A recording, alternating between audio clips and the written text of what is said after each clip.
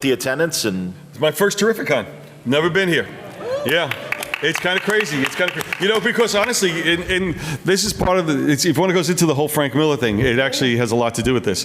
You know, when you work with DC, we do a lot of big shows, you know, but the big shows have become overwhelmed with so much of the other things that comics are involved in these days. Absolutely. And you lose your identity. I can say these things now. I mean, we lost a lot of our comic book identity when DC moved from East Coast to West Coast. It really did get absorbed into a larger company, you know, for good and for bad. So for me, I've always missed out on these types of shows, the ones that really feel very comic-centric, the people enjoying the books and talking about it. And what's important for me is that grassroots feel, that sensibility. And working with Frank Miller, and we're going to get into this, but the whole purpose is creating ideas and concepts that aren't in other media right now. That's the way you keep yourself unique. One of the biggest questions I used to get at DC is, how do you like your biggest competitor, Marvel? And I used to say I never considered Marvel my competitor. I considered TV and film my competitor. Because if people were able to get their enjoyment, their entertainment, their satisfaction about superheroes from the TV shows and the movies and all these other things, the comics became superfluous. And if the comics followed the TV shows, then the comics were almost licensed by the film and TV companies. And I always believe the comic companies should be the innovators, the creators. We don't have the biggest audience, but we have the best audience. We're the ones that are the tastemakers right now. Absolutely. You know, so when you do that, it's important for us to realize that we are creating for a particular medium. So by creating books and working with Frank, it was very important for us to create product that existed in the comic book medium, and not just digital anything. We're talking about physical comics. I'm going to go rambling. I like all this, absolutely. You know, and because it's the other fascinating thing is, for me personally, you know, I left DC 3 weeks before the world shut down. Okay? Yeah, which is really, no kidding. And some people blamed me, and I said it wasn't. I had nothing to do with it. Patient zero, everybody. This is the guy right here. But what was always intriguing was the conversation that took place beforehand about how print medium was dying, and how print is going to be over and digital is going to be bigger, and all these things going on. And we always questioned that. And I always say it's based on the material more so than the medium. You know what I mean? It's the material and the content is good, people will come to it. Well, wouldn't you know it that during the pandemic, publishing achieved goals and heights and sales better than everything that they've come beforehand. It had some of its biggest years ever in physical publishing. So much so that paper became a premium, and people couldn't publish because they didn't have enough paper to print on. You know, everybody was shipping shit in boxes, and the boxes were using up all the paper, and now they got to get it back into comics again. So for me, the fact that the print medium is exciting, and the pandemic is winding down, hopefully, or at least in our minds. Sure. People are still buying books, and it's a great way to unplug, it's a great way to enjoy, so it's for us to create new and exciting product for this medium because the medium is still strong.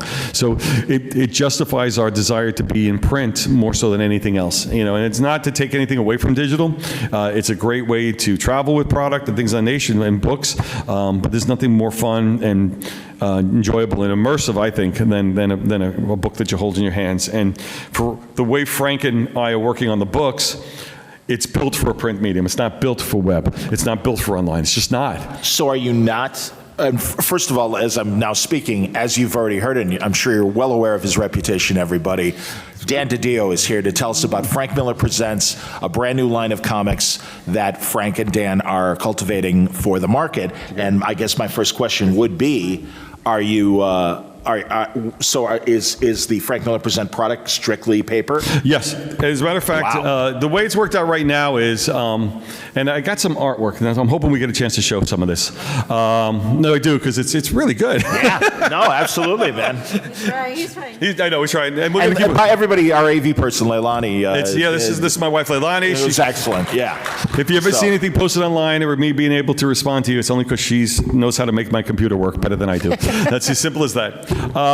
So no digital? No, it's interesting.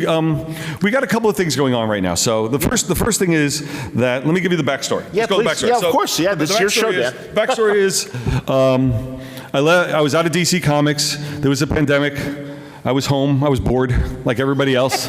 I rebagged all my comics, just like everybody else. He did. There's a word balloon of Dan Art and Franco as Dan is rebagging his comics. Rebagging my comics. I rebagged all my comics. I went through it. I brought my collection down. But in doing so, it's an interesting thing. How many people have culled their comic collections? Has anybody culled a comic collection? That means you have too many books and you got to get rid of some of them. Somebody prompted you to get rid of books, or you prompted yourself, right? So what happens is you start to make choices about the books themselves, about what you want to keep and what you don't want to keep. And by doing so, you start to realize what you loved about certain books and why they were so important to you. And I realized that I was letting certain books go because I had no emotional connection to it. And I was letting books go that, in theory, have a lot of value. Could be high-end books selling outside of these places, collectible this, variant cover that. But the reality is I had no connection to the material because a cover doesn't make me excited about a book. The story, the characters, the art, and the inside makes me excited about the book. And that interest and love of comics is something I shared with Frank. So as the story goes, I was working on a project for Condé Nast. I helped on a book, consulted on a book that they were building on the pulps on Shadow and Doc Savage that just came out. And I got Frank to do the forward. So in my conversations with Frank to do the forward, Frank was mentioning about his desire to get the Ronin rights back. And he asked me straight out, he goes, would you be interested in editing Ronin for me for DC Comics, which I found hysterically funny. And the reason why is that I was at DC for Comics for 20 years and we never had that conversation when I was there. He asked me to do this after I'm gone. And I said, I wouldn't do it for that, but where I would do it is if we did it for ourselves, And Frank has been such an innovator in the industry for so long. I was looking for a change of pace, of something else to do. It's hard to follow publishing as DC and then just stepping into another company because it's just more of the same, and we wanted to do something different. So Frank and I agreed that we think we could try to publish stuff on our own, and it started to grow from that. And I had some ideas of projects, and Frank had some more ideas of projects, and it started to gel into a concept and an idea. But behind that idea is what's really driving up and motivating us. The first one is, just like I said, creating books that we'd want to read. Now, granted, it's an interesting thing to say because people used to ask me at DC all the time, why did you do this book? You didn't like this book. Why did you make that comic? And I said, we made 70 books a month, 80 books a month sometimes. Yeah. I'm not going to create everything that I like, so I have to create things that hopefully everybody likes and enough different books for different people. Certainly. But when you're doing 4 to 6 to 8 books, you can do books that you like. And it's not just about liking them in the sense of style and story, but also in the craft of comics. What do we think have been missing in comics? The types of stories being told, the nature, the visual representation, the boldness of the characters, the boldness of the design, the big images, pushing the art out there in ways. And Frank is artist first, thinks art first. To watch Frank work pretty amazing, because when he's working on Ronin, as writer, he's doing layouts. So he's actually laying out the book visually and then writing the balloons around the edges of the paper. That's how he works. Outstanding. But he thinks visually, and it forces everybody to think visually in working with the company. And for us, we want to go back and create things that we think have the craft of storytelling and really the dynamics of the artwork that we feel really attracted to people comics in the day. I mean, when you look at all these movies and TV shows, it's the visual nature of those books that they're really trying to capture in there. Absolutely. In so many ways. And we realize we have to, in the same way, create some sort of visual sense that gets a next generation excited. I've been vocal for a long time, even though we did a lot of them at DC. I've been vocal for a long time against variant covers. I think, I always said the perfect comic is the best variant cover artist on a cover of a book with nothing on the inside, wrapped in plastic that nobody ever gets to see that nothing's on the inside. It just saves everybody a lot of work. But for me, the goal is to get people excited about the books themselves and going. So even with Frank Miller Presents, we're only going to do one variant per book. Okay. That's it, locked and loaded. If there's second printings, there might be something else, but one variant, and that one variant is always going to be done by Frank. And I figured if you have Frank Miller as your variant artist, it's hard to go somewhere else after that. So it's a good place to start and end with what we got going on. So we got this up there. So here we go. This is our logo right now. This is the logo for Frank Miller Presents. The company. We capture Frank's mood in the first half of that logo, my mood in the second half of the logo. I'm going to push this forward just a little bit. Thank you. You're Always leaning. Because he's bombastic, as you, and I am too. So yeah, go ahead. But this is great, everybody. So here you go. Okay, so we're starting with a small group of books to start with. We have 4 titles to start.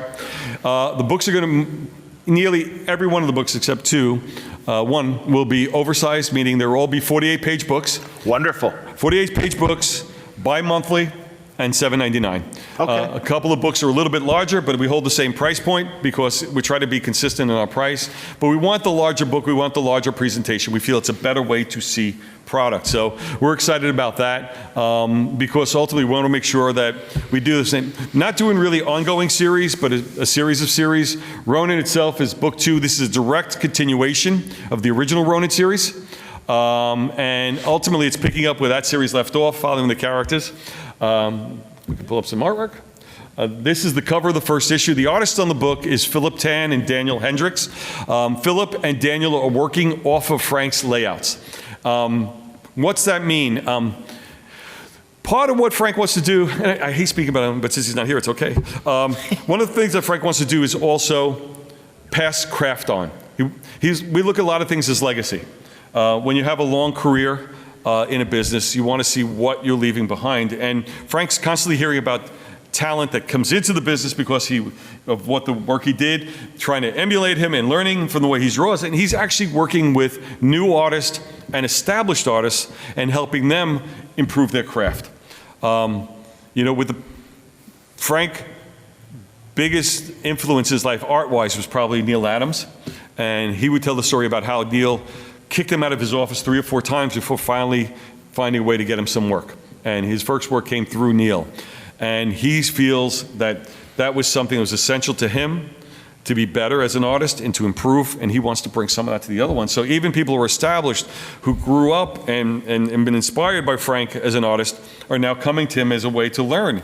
And if you talk to Andy Cubert after doing Dark Knight 3, you hear how Andy said he changed how he drew after working with Frank on those issues. Because Frank did the breakdowns and Andy did the actual drawing and stuff. Mm-hmm. So a great example of that from the Silver Age, the early Marvel Age, when John Romita came in to do Daredevil, he didn't really understand storytelling, and they had Kirby do the breakdowns, and Romita followed it and stuff. And I don't know about everybody else, but truly, that is the one thing I would say about a lot of these newcomers. Storytelling is hard because it's what you put in the panel, the composition of the panel, the composition of the page.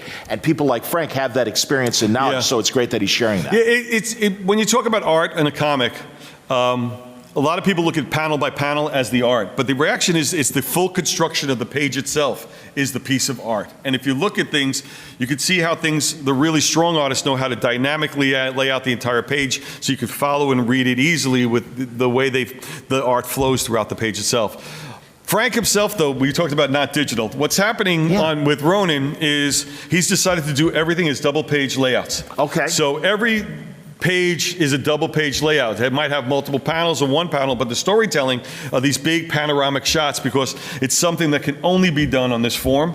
And if you did put it in a digital form, it would be chopped up or smaller or something like that. So this is really something that's completely built for the print medium. That's what I was trying to get to on that. No, I appreciate that. This is just some of the style and look. This is Philip working off of layouts. So it captures as very evocative of Frank's action and motion, but it really is a new style of art. Yeah. And again, the goal was not to repeat himself, not to go out and put the same product out by the same people, but find ways to redo it and revisit things that are interesting in new ways that seem to move it forward for today's audience and for a different group of people. So it's good. That way you can make these new comparisons as you can see the material moving ahead. But that's the Ronin material there. Beautiful. If you like our little hat logo, I love the little hat logo personally.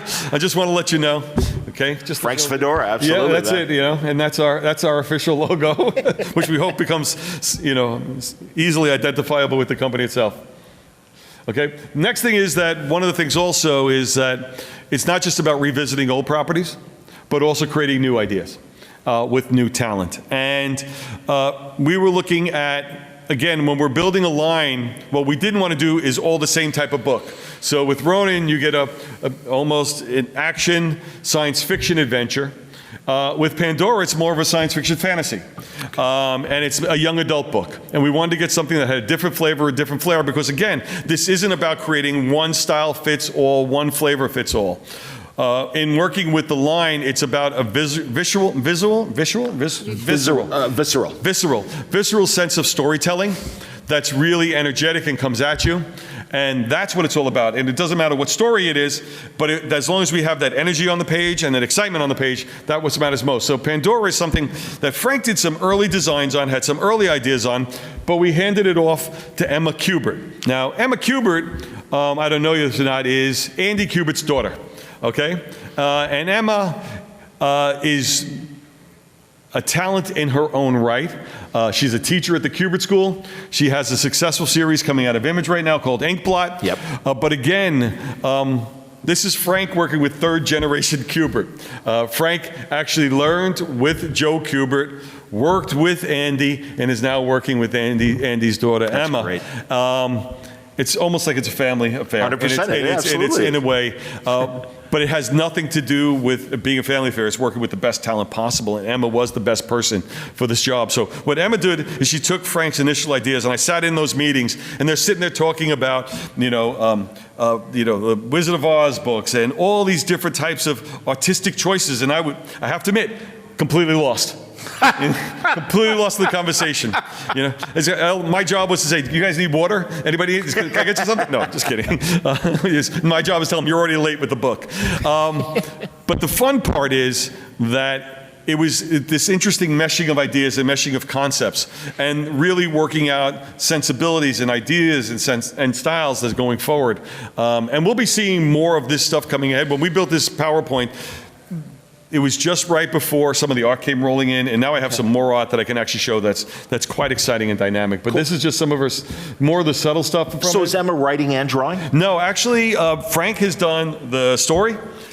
Emma is the artist on the book, designer on the book, and doing some of the storytelling. And then we brought in two new writers by the name of Anthony Marinville and Chris Silvestri, who I've worked with in the past. And these guys are actually Star Trek writers, believe it or not. They worked on Discovery, they worked on a couple of the animated series, so they know sequential storytelling, they understand it, they have a really fun sensibility, and they're helping, what's important for them, helping build this world out, and together they've been really working on this and making this really a special material. So we're excited about this book too. We have some, this is just some more of Emma's art. And then she's also coloring herself too, which is great.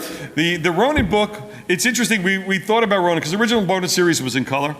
But once we saw Philip and Daniel Hendricks' artwork, we just decided to go black and white. The gray tones and everything that is so dynamic. And again, everything that we're doing, everything that we're trying to do is in service of the art. It's about servicing and making the art work. It's about making sure it isn't getting lost, it isn't covered. Even in the writing, we're making sure we're not covering up the art with word balloons. Hate for these guys to do all this work and covering up with balloons of words or captions. And you'll see something in a second with one of the next projects. We're also changing how we color the books. We're actually changing coloring from how they're doing currently in titles, and we're moving slightly backwards, but hopefully in the right direction, which is desaturating the colors so that they're not as heavy on the paper. Because we're finding, I don't know about you, but we're finding that a lot of the coloring is so heavy now, a lot of the art's getting lost in the colors, and in some ways, they're having so many choices in the colors that the books are getting muddy. And we think it does a disservice to the material itself. So again, we're making choices for what we think are the best interests in the art. We're not letting technology or the other thing drive our things. Just because it's created and we could do it doesn't mean it should be done. Understood. I mean, I worked in computer animation beforehand, in the early days of computer animation. And I always tell a great story. I worked for a company called Mainframe Entertainment. We did a show called Reboot. We did Beast Wars. We did Barbie and the Nutcracker. Did a lot of crazy stuff. And with Barbie and the Nutcracker, we got motion capture for the first time. Everything was keyframe, which means you're moving the images yourself. Motion capture means you're actually getting an actor and you're capturing his motion. So what happened was, in the early days of motion capture, you would get the animators being the people motion capturing. And they just wanted to show movement. So if you ever watch early computer animation that's motion capture, everybody's talking with their hands moving. Now, and they're not all Italian, that's the worst part about it. But everybody's talking with their hands moving, everybody's moving because in their mind they wanted to show that they were working. They didn't want to just show somebody there. What's the point of capturing motion if nobody's moving? Nobody's moving, absolutely. So, hilarious. But the same thing is the same thing with color. Just because we have all these choices in color and all these colors can use all these new technologies and programs that they could build color with, doesn't mean they should use them. Because it does a disservice to the overall art, and it's a distraction. 100%. I remember back in the 80s, Gene Colan his art was being overwhelmed by a lot of projects because of the color. Exactly. So no, I know, and literally a muddy kind of look and stuff. So absolutely, no, that's And you got to remember also, when people working now on computers, these computers are very well lit. And then you go on paper, which does not have a light source. The light source is on top of it, not behind it. Yep. So it changes the visuals on how it's interpreted. So Absolutely. What might look crisp on a screen doesn't look crisp on a piece of paper. So these are the things, when you're working, you need to take in. And what's great about doing your own books is when you're involved in every layer of the process and you're not handing it off into different departments and it's going away and being shipped before you even see it, or you're seeing it in one form, which is how Batman Penis came out, in case anybody knows. Batman damned everybody. Which, I swear, when I first saw it, it wasn't there. That's all I gotta say. I swear. But that's one of the things I learned about coloring that I swear will never happen again. A little more. And these are just some more of Emma's designs for Pandora. So it's a really fanciful show. The concept is very simple. It's about a girl who has the ability to get everything she wants, but in order to do that, she's sacrificing the world in the process, and she has to make a choice. So there's a lot of fun in that. Cool. Yep. Next up. Very. This is my little baby. This is an idea that I've been kicking around since my days at DC. Actually, it's something that I've always wanted to do, and I always like the concept of perpetual war.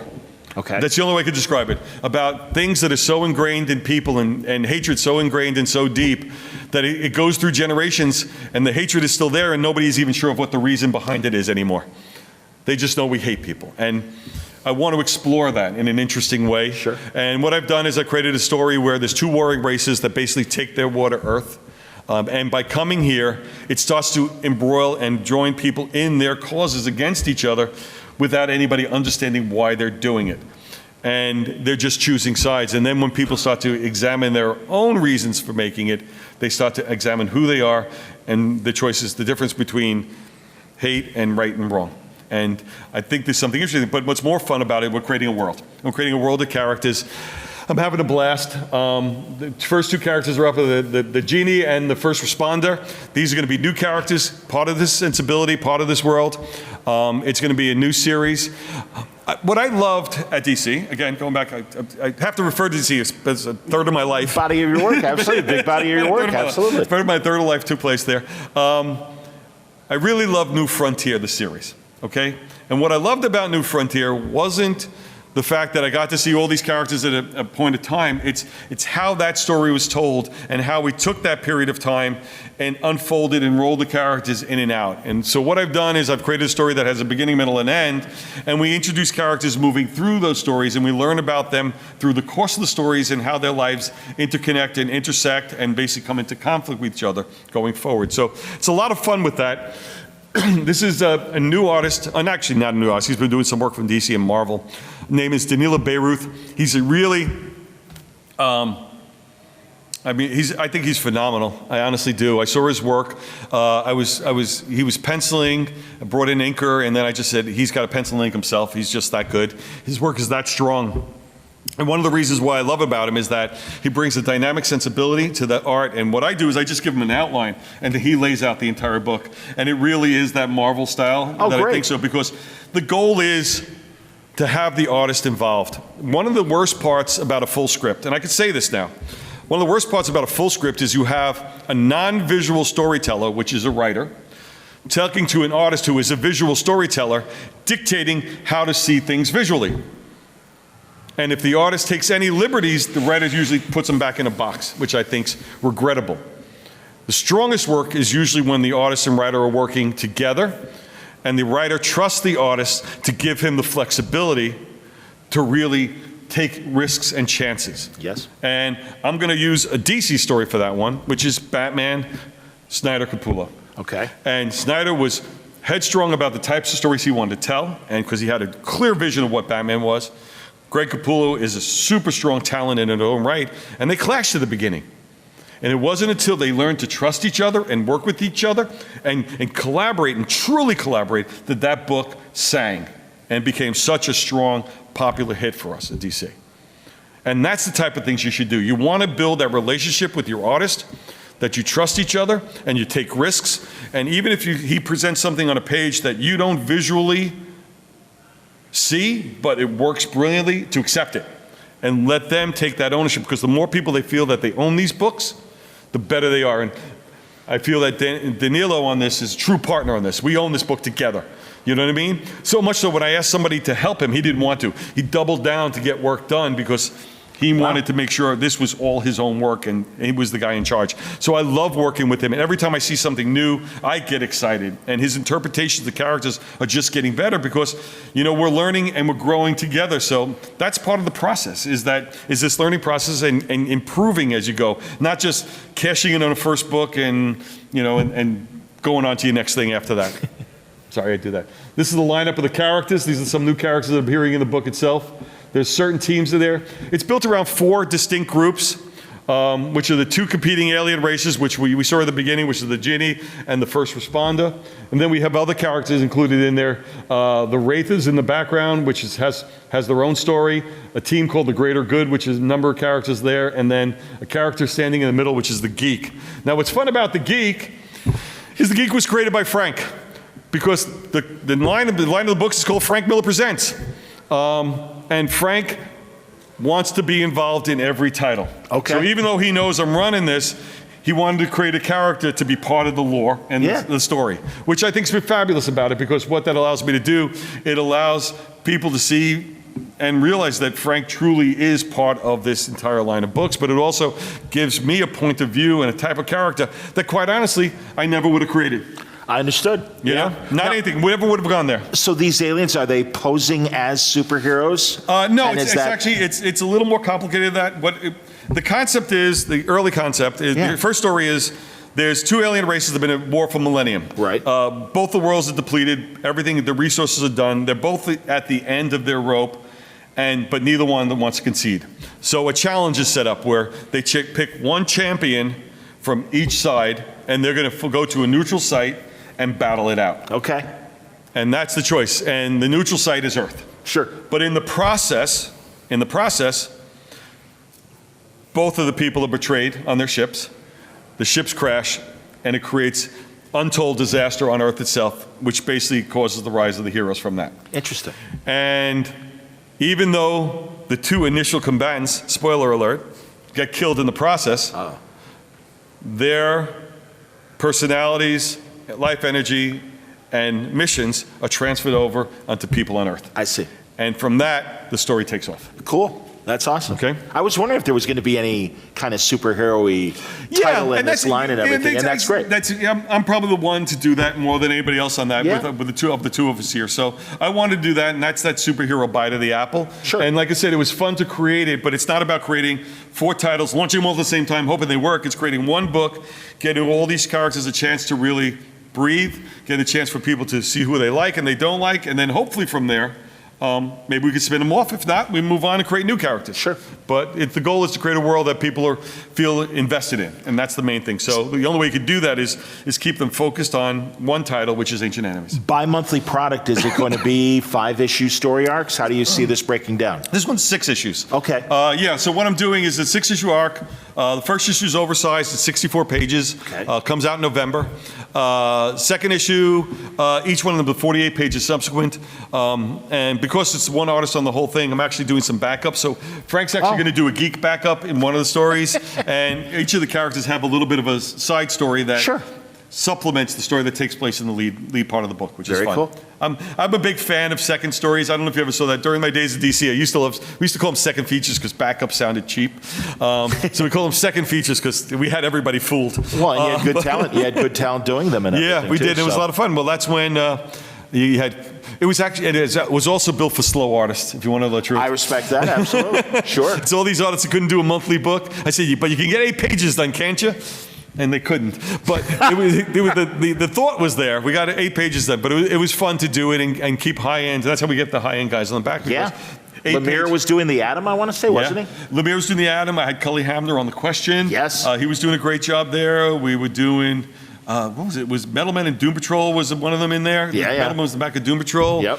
So we had a lot of fun stuff going on, and I used to love those things. A lot of fun. And also, Dan, and forgive me, but I always appreciated your DC Focus line, the stuff you took over when we became executive editor, and there were a lot of out-of-the-box, non-traditional comics coming. This is 20 years ago and stuff. So honestly, it was 20 years ago, yeah. Well, sorry, not to age us, but truthfully, both with Frank and your influence in this initiative, it's like, no, these guys have always been making comics that are outside of the box. So honestly, that's why I was excited when I heard about this pairing. It goes back to, I got into superheroes sort of through the back door. I was a big horror mystery fan. I would rather read a Swamp Thing and a Spectre than a Superman and a Batman. Sure. Just who I was. I like the Metal Men, as everybody knows. Yep. Or at least I know. We know. I know. Yeah. And so it was always, and I always say during the 70s, let's talk. If you don't notice, I love comic book history. I love comic book history because I think you can learn a lot about from the past to inform the present. 100%. That's just me. But what I learned in the past was in the 70s, DC Comics was only 40% superheroes. Of all their line, only 40% of their books were superheroes. And it was mystery books and romance books and westerns and war. Military, absolutely, man. And all these other books at Rome, all this stuff going on. And all those other books were out there. Superheroes just a piece of the pie. It's not till we shift to the direct market drives us to just superheroes. And all other books, including successful, profitable books on the newsstand, were dropped in order to make way for superhero books that were going to go into the direct market. So we forced ourselves into this small box. Yep. And now we're in a business where the superhero business isn't as essential to driving the market as it's been in the last 30, 40 years. And that's a good thing. 100%. Doesn't mean you get away from it. It's not all or nothing on any of these things. It's a lot of something. And that's how our line is. It's only going to be 4 books, but it's a lot of something. Everything's different. The people that I'm talking to on the sides, there's horror books over here, there's gothic romance over there, there's other things that we want to do because we just don't want to be known as this flavor, this one thing. Because again, if we name the company Frank Miller Presents for one reason, because that's the best way to draw attention to the line. Oh, yeah. And then the line then speak for itself. And that's the goal. Again, so Frank, in his infinite wisdom, wants to do more Sin City, or in my infinite wisdom, because I want more Sin City. Oh, yeah. But he wanted to do it a little differently. Again, it's not about repeating himself. It's about finding new ways to tell new stories. So Frank wants to do new Sin City in the world of Sin City and Basin City, but but let's do it. He's planning to do it Mila Manera. Now, wow. I don't know if you guys know Mila Manera or not. He is probably the quintessential premier artist in Europe coming out of Italy. Intensely different style than Frank's, in case you haven't picked it up yet. But Frank is such a personal fan of Milo's that it was essential for him to find something to work together. And quite honestly, Miller Monero wanted to draw the Frank Miller characters. Wonderful. You know, they were talking about it, creating a new project, but at the end of the day, Miller wanted to draw these characters. This will be the first and possibly the only time Frank allows another artist to draw the world of Sin City. That's great. And for me, that's exciting because these are two masters coming together and really working on a project. And what I'm hoping is something that really relaunches this line in a way that attracts even new talent. As if it wasn't big enough, this is a way to even make it even bigger. So I'm excited by it, and it's black and white. Black and white, of course. Wonderful. You know, although you know what, I'm going to have to put the little pin in that one. That one goes back and forth. Interesting. It goes back and forth because Milo's work is so beautiful, and he's such a beautiful color artist that, you know, we're looking at it. You know what I mean? And it's really, Would you consider an accent of cover in the way that, like, Warren Ellis was doing it, or even those the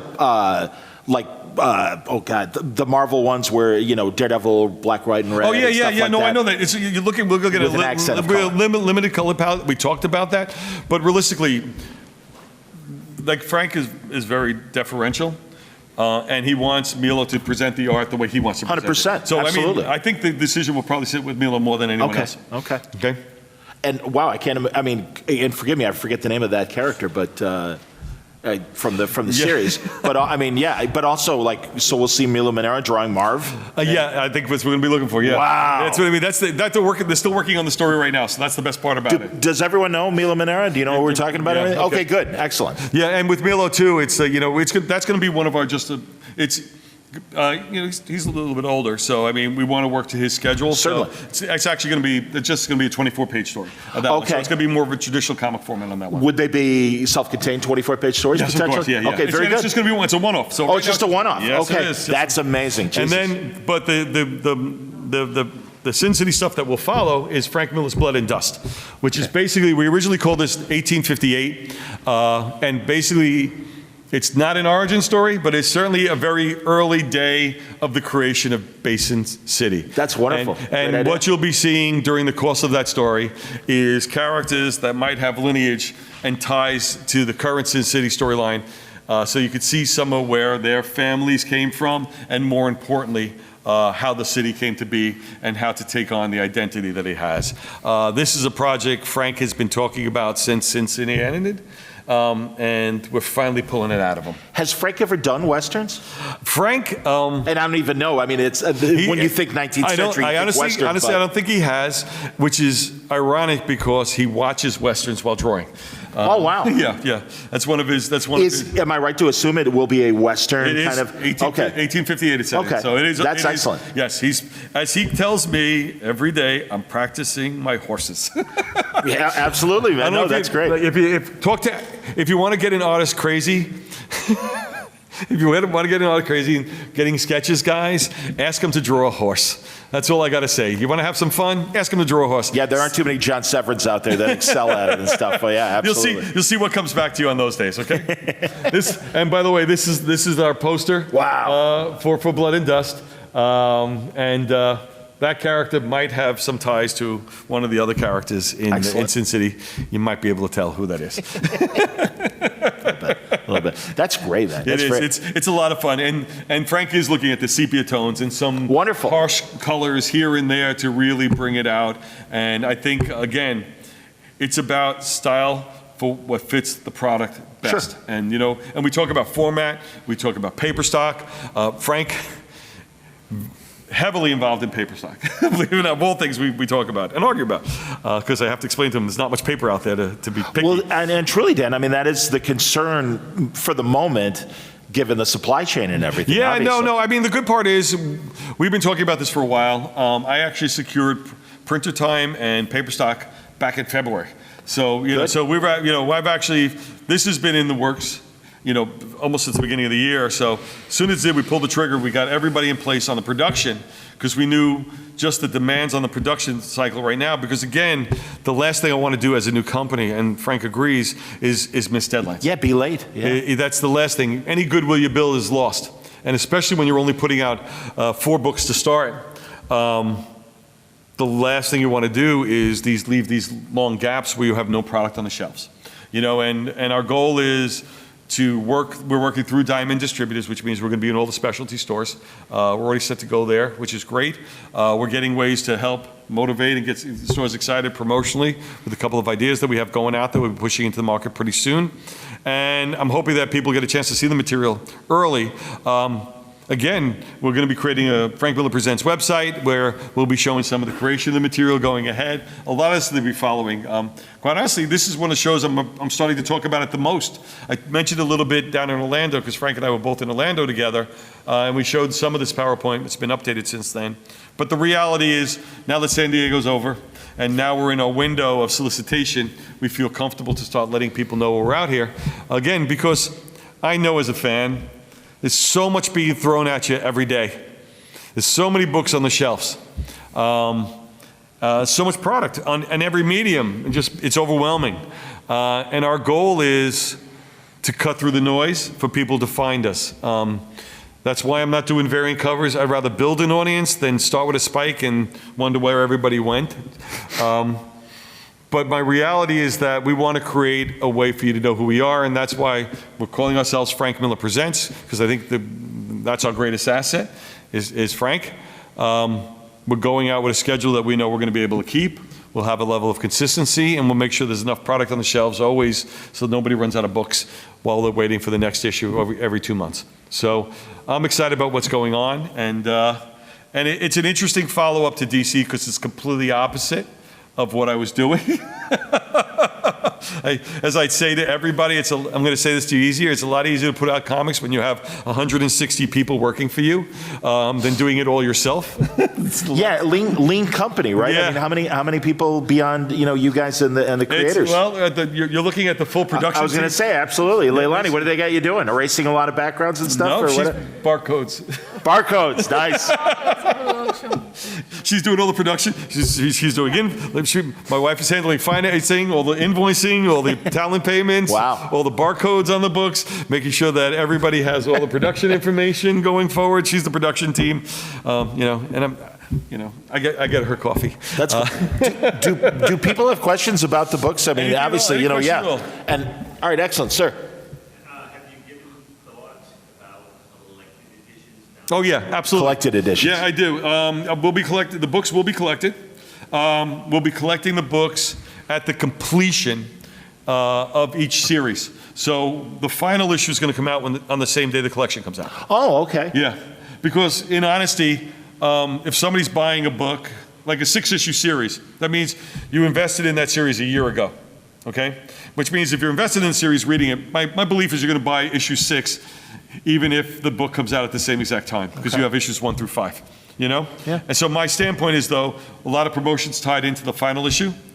So therefore, it's good to push the collection at the same time you're promoting the last one, so you don't have these wide gaps between everything.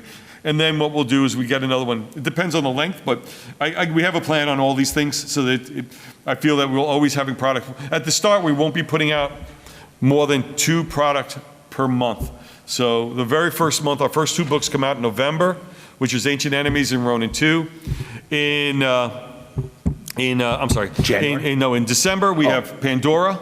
Oh, okay. And then in January, I have Sin City, the one-shot. Then in February, I have another Sin City ongoing go on, and then the books go on bi-monthly from that point. So Pandora, Sin City will be paired, Ronin, and Ancient Enemy will be paired as they go out monthly. Wow, that's great.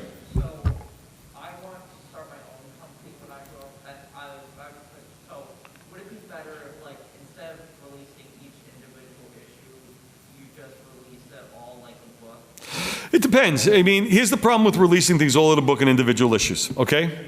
If I was putting out the Book of Ronin, I'm not talking to you for another year, because that's how long it takes to make the book. You don't want to talk about a book a year before it comes out, because people are going to forget about it.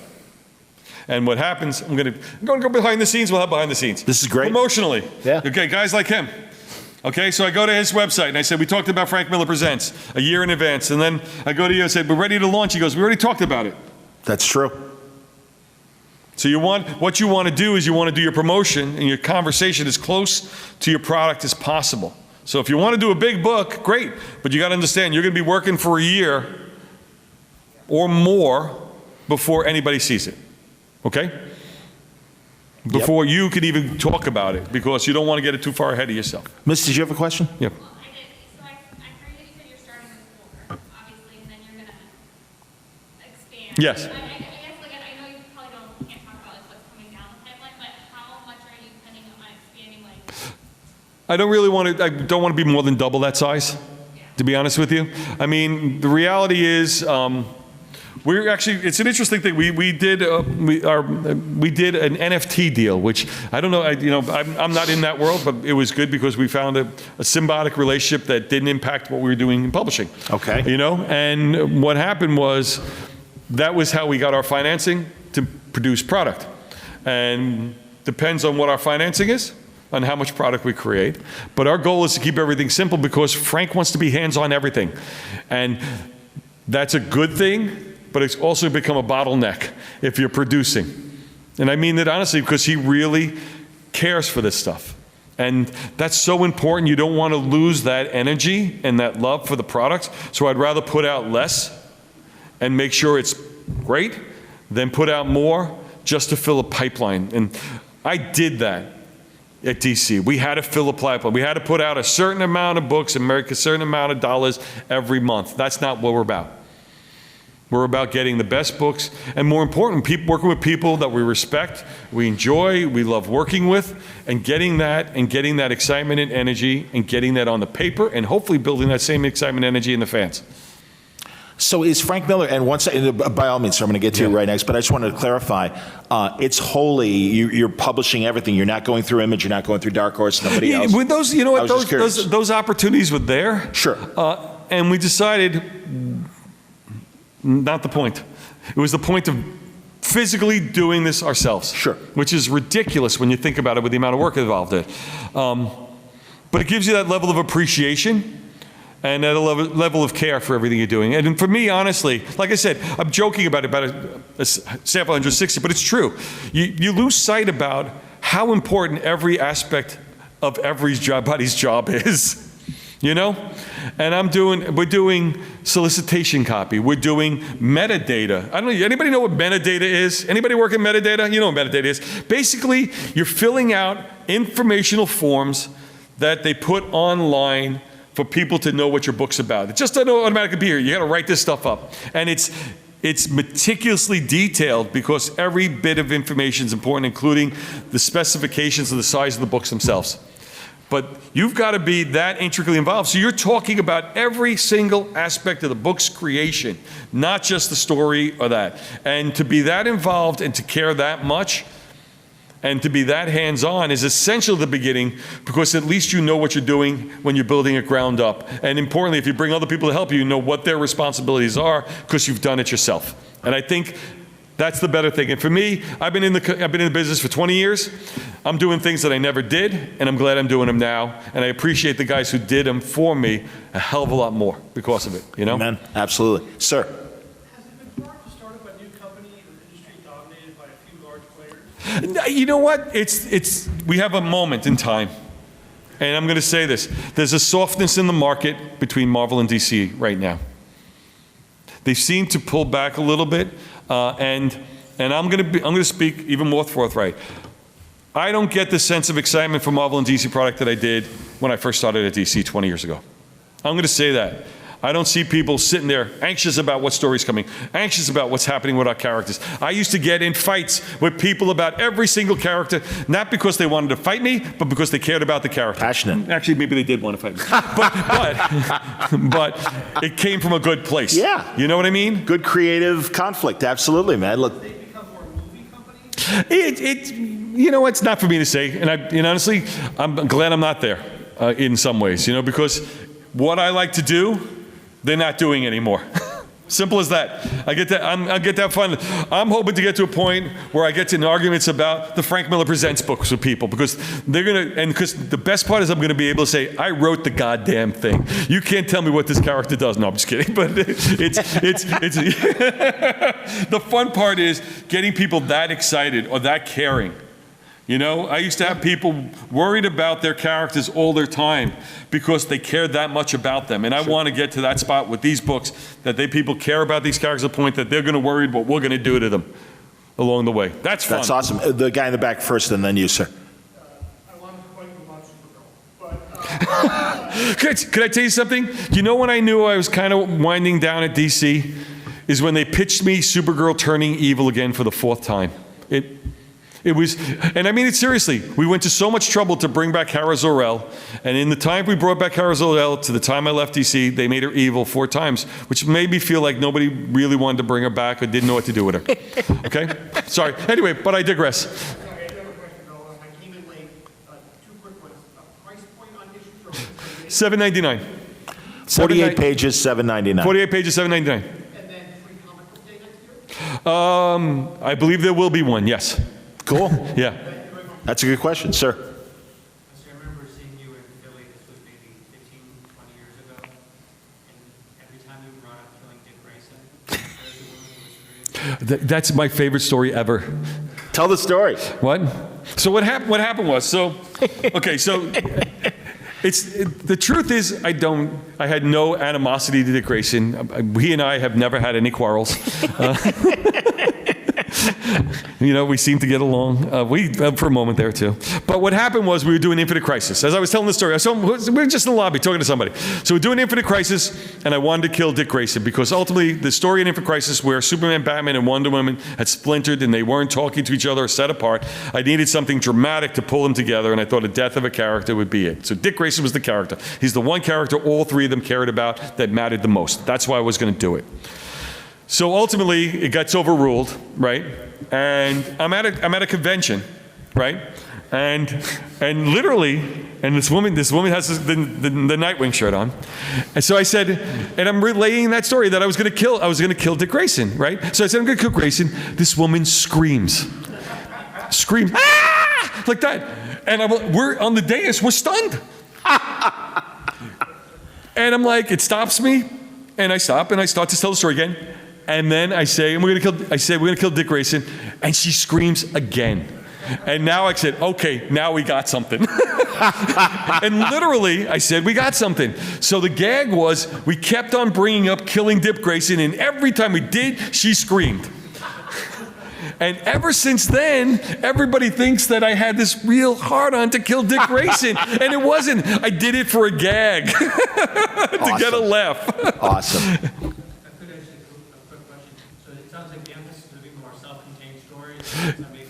It's an interesting question. Yeah, absolutely, yeah. Here's the thing. Stories breed stories. That's how this works. You know, when you go out there and you're going to say, I'm going to create... one of the things I hate when people tell me, I've got... Or it used to be in animation and things like that. I got a 3-season epic. I got 5 years... That was the story. Okay, so it was on Batman. So I went to a writer, I went to Batman and said, I'd love for you to come do Batman. He goes, I don't know. I don't think I got 3 to 5 years worth of story in me. I said, who the hell hired you for 3 to 5 years? But that was the tradition, but Dan, that's how they thought. They thought, oh, I have to do this for 5 years. Right. And I'm like, I'm not hiring for 5 years. I can't even know if you can write 1 issue. Why would I hire you for 5 years? Show me you could tell a self-contained story, then we'll talk. And if you tell a story that seems like it has a great idea to create another story, then we'll talk some more.